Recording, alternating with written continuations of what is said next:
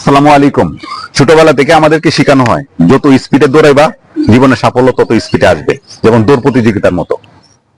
কিন্তু খরগোশ এবং কচ্ছপের যে গল্পটা সেটা কিন্তু আমরা অনেকেই ভুলে যাই।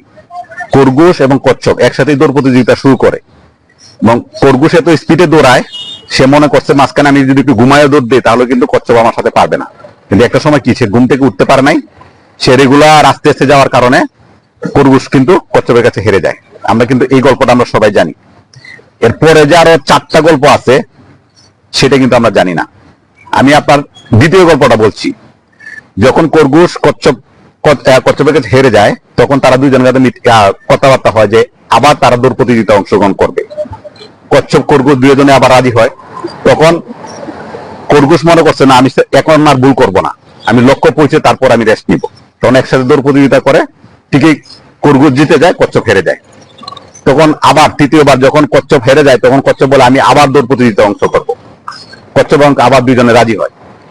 তখন কচ্ছপে মনে করতেছে না, আমি যদি তার সাথে এভাবে হাঁটি এবং এভাবে দৌড়ি তাহলে আমি তার সাথে পারবো না, আমাকে কৌশল পরিবর্তন করতে হবে, আমাকে রাস্তা পরিবর্তন করতে হবে। তাহলে আমার কি করতে হবে? খরগোশ তো নির্দিষ্ট জায়গায় সে শুকনাতে দৌড়াবে, কচ্ছপ তো অনেক কিছু পরিবর্তন করতে হয়।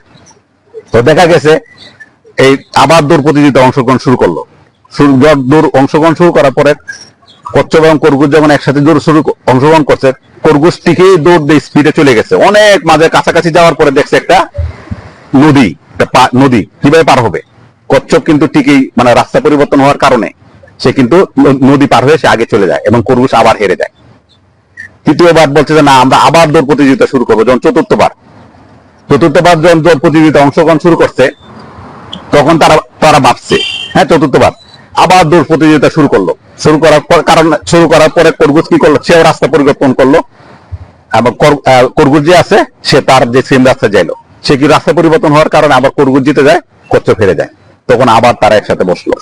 পঞ্চমবার হওয়ার পরে হাত জিত সমান হওয়ার পরে তখন তারা একসাথে আবার বসলো। বসার পরে যে আসলে কি করা যায়, যে আমরা তো কোনো না কোনো জায়গায় একজন টেকতেছি, একজন জিততেছি, একজন টেকতেছি, একজন জিততেছি, কি কারণে সেটা হচ্ছে। বলতেছে যে তাহলে আমরা একটা পার্টনারশিপে চলে আসি, যে আমি যখন আটকে যাব, খরগোশ বলতেছে আমি যখন পানির জন্য আটকে যাব তুমি আমাকে খাদে নিবা, আমি যখন আটকে যাব তুমি তখন আমাকে খাদে নিবা, তাহলে তুমি আমার নদী পার করে দিবা। আর তুমি যখন কোনো বাউন্ডারি অথবা কোনো শুকনা জায়গায় আটকে যাবা, কোনো দেয়ালের কাছে আটকে যাবা, তুমি তখন আমার কাঁধে উঠবা, আমি তোমাকে সেই তোমার দেয়ালটা পার করে দিব। তাহলে কি করবো, আমরা দুইজনেই সমানভাবে আগাইতে পারবো। জীবন কিন্তু এরকম। খরগোশ গল্পটা কেন বলা হয়েছে, যে আমরা অনেকেই অনেক ছোট, অনেকের সাথে ধনীর সাথে আমরা কম্পিটিশনে পারি না। খরগোশ এবং কচ্ছপের গল্পটা এর জন্য আনছি কারণ আপনি দৌড়ে কিন্তু সবসময় যে আপনি ফার্স্ট হবেন তা কিন্তু না, অনেক সময় আপনি ফেলও করতে পারেন। যে হাইটে যায় তার কাছে আপনি ফেল করবেন, অনেক সময় হয়। হ্যাঁ, অনেক বড় প্রতিষ্ঠানে থাকে, অনেক বড় কোম্পানির মালিক থাকে, তারপর কিন্তু সে অনেক সময় ফকির হয়ে যায়। অনেক সময় দেখবেন একটা মুদির দোকানদার, তার অবস্থা যেমন ছিল এরকম অবস্থায় আছে। এই কারণে আপনি যদি কেউ ছোট থাকে অথবা তার অবস্থা খুব খারাপ থাকে, স্পিড কম থাকে, আপনি তাকে সহযোগিতা করুন। দেখবেন আপনি যখন বিপদে পড়বেন তখন আপনাকে সে সাহায্য করছে, সে যখন বিপদে পড়ে তখন আপনি সাহায্য করবেন। বলতে পারেন যে আমার বিপদ আমার কখনো আসবে না, অথবা আমি কখনো বিপদে পড়বো না। এই মেন্টালিটি যদি আপনি থাকে তাহলে আপনি সব দৌড়ে আপনি জিততে পারবেন না।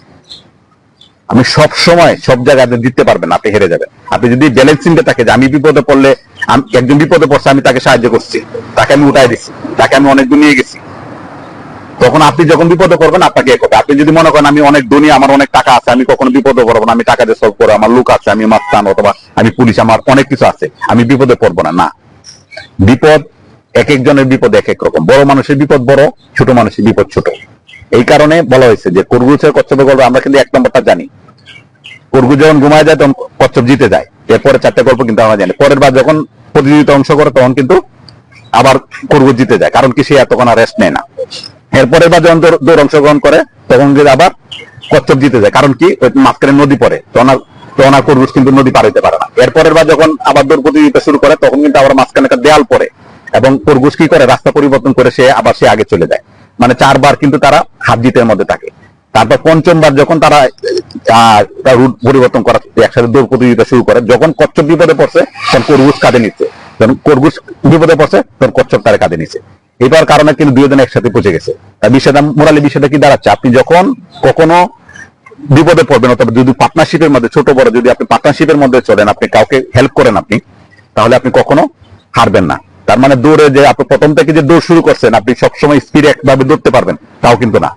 কারণ ছোটবেলা আমাদের শেখানো হয় যত স্পিডে দৌড়বা তত তোমার জীবনের সাফল্য তত স্পিডে আসবে, দৌড় প্রতিযোগিতার মতো। কিন্তু সেটা কিন্তু সম্ভব না, আপনি একটা সময় ক্লান্ত হয়ে যাবেন।